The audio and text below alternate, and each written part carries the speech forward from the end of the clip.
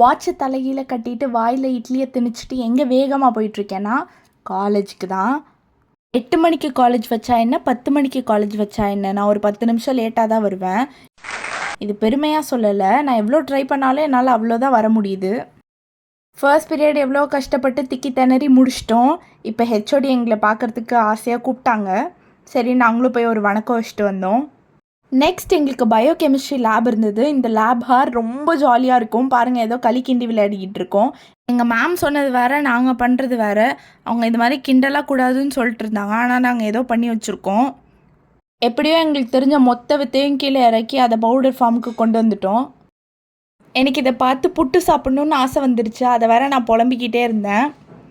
அப்புறம் lunch period வந்துருச்சு. எல்லோரும் கலர் கலராக சோறு எடுத்துகிட்டு வந்திருந்தாங்க. அதெல்லாம் உங்ககிட்ட காமிச்சிட்டு இருந்தேன். என் ஃப்ரெண்டு லன்ச் பாக்ஸை மட்டும் ஒரு 2 நிமிஷம் எக்ஸ்ட்ராவாக வீடியோ ஷூட் பண்ணி வச்சுருக்கேன். அது ஏன்னு எனக்கும் தெரில.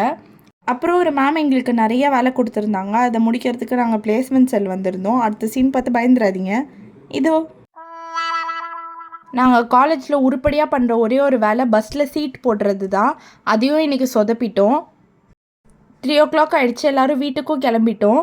பைக் காமிச்சது போதும்னு எல்லோரையும் கிளாஸை விட்டு வெளில அனுப்பிட்டோம். எல்லாரையும் அனுப்பிட்டு நாங்களும் பஸ்ஸுக்கு வேகமாக ஓடி போயிட்டோம். 3 o'clock தான் காலேஜ் விட்டாங்க. 3:05 காலேஜே எம்டி ஆயிடுச்சு. கீழே போய் பார்த்தா பஸ் இல்லைன்ட்டாங்க. அதனால நாங்கள் ஒரு ஷேர் ஆட்டோலேயே எல்லோரும் வீட்டுக்கு கிளம்பிட்டோம். அப்புறம் இந்த தேட்டர் வாசலில் நின்றுட்டு எல்லாரையும் இந்த பேய் படத்துக்கு கூப்பிட்டுட்டு இருந்தேன். இப்போ புதுசாக மர்மர்னு ஒரு படம் வந்திருக்குல்ல, அதுக்கு எல்லாரையும் கூப்பிட்டுக்கிட்டு இருந்தேன். யாரும் வரல. சரின்னு கொஞ்ச நேரம் கத்திட்டு விட்டுட்டேன்.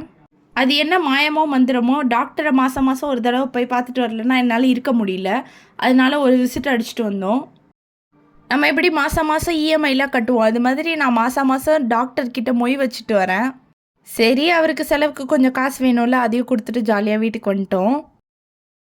வீட்டுக்கு வர வழியில் எங்கள் அம்மா ஏதோ கதை சொல்லிக்கிட்டு இருந்தாங்க. காற்றுல ஒன்றுமே கேட்கல, ஆனால் எல்லாம் புரிஞ்ச மாதிரி சரி அம்மா ஓகே அம்மான்னு சொல்லிக்கிட்டு இருந்தேன். இதே மாதிரி நிறைய வ்ளாக்ஸ் பார்க்க சப்ஸ்கிரைப் பண்ணிக்கோங்க. சப்ஸ்கிரைப் பண்ணிவிட்டு பக்கத்தில் இருக்க பெல் ஐக்கானையும் கிளிக் பண்ணிக்கோங்க.